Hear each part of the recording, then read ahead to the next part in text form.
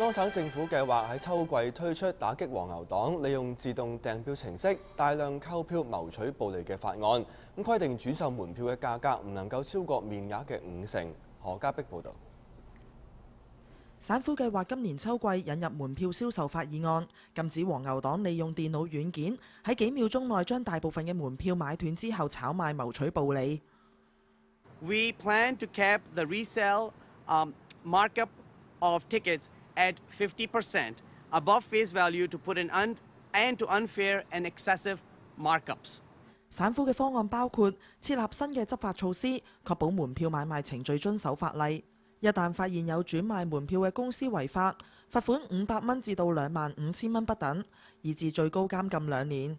不過有賣體育賽事門票嘅業內人士認為呢一項措施執行有難度。I think what they're going to do is it's more of research. It's going to be kind of watching people, what they're doing. Again, the big players, monitoring, building up a case, and then coming down on them.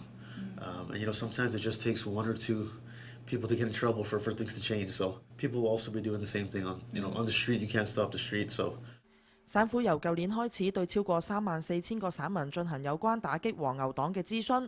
新措施要求售票方向消費者提供更多嘅資料，並且會加派更多執法人員檢查。